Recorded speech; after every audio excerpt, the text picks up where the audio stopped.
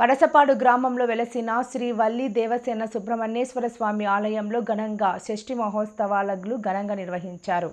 ఈ సందర్భంగా ఆలయ ధర్మకర్త పలుకూరి శ్రీనివాసరావు కమిటీ సభ్యులు నంగిల కృష్ణంరాజు మరియు పలుకూరి సత్యనారాయణలు మాట్లాడుతూ సామర్లకోట మండలం పనసపాడు గ్రామంలో సుమారు 130 సంవత్సరాల చరిత్ర గల శ్రీవల్లి దేవసేన సుబ్రహ్మణ్యేశ్వర స్వామి ఆలయంలో ఘనంగా షష్ఠి మహోత్సవాన్ని నిర్వహించారు.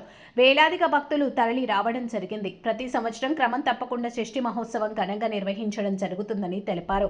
అలాగే ఈరోజు సుమారు 20,000 మందికి అన్న సంతర్పణను ఆలయ ధర్మకర్త ఆలయ పలుకూరి శ్రీనివాసరావు మరియు కమిటీ సభ్యులు శ్రేయోభిలాషులు గ్రామస్తులు సహకారం ఘనంగా నిర్వహించడం జరిగిందన్నారు.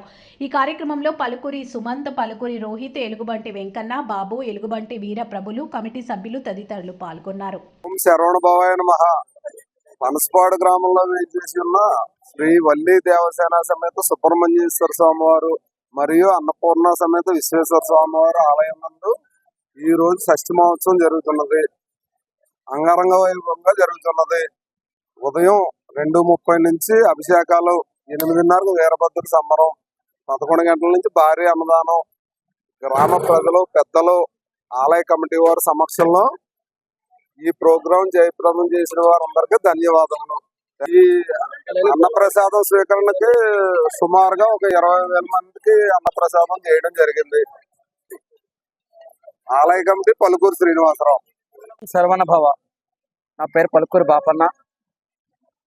వల్లి దేవసేన సుబ్రహ్మణ్య స్వామి ఆలయంలో మార్నింగ్ నుంచి అభిషేకములు, ఆ తనంతరం అన్నదానం, తర్వాత అనంతరం వీరభద్ర సంబరం తర్వాత కళ్యాణం అంగరంగ వైభవంగా జరుగుతుంది. ఊరేగింపు జరుగుతుంది. రాత్రి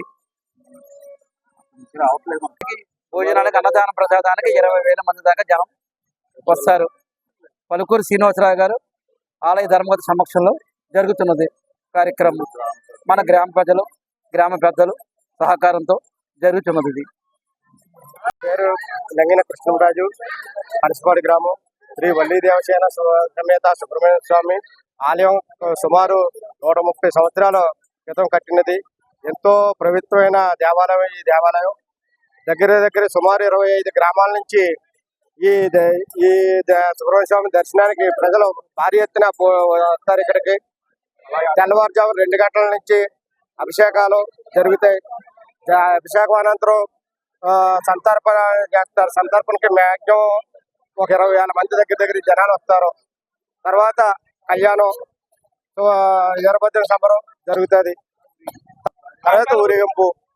గ్రామ ప్రజల సహకారంతో ఆలయ ధర్మకర్త పలుకూరు శ్రీనివాసరావు గారి ఆధ్వర్యంలో భారీ అంగరంగ వైభవంగా సుబ్రహ్మణ్య స్వామి షష్ఠి మహోత్సవం కన్నుల పండుగగా జరుగుతుంది.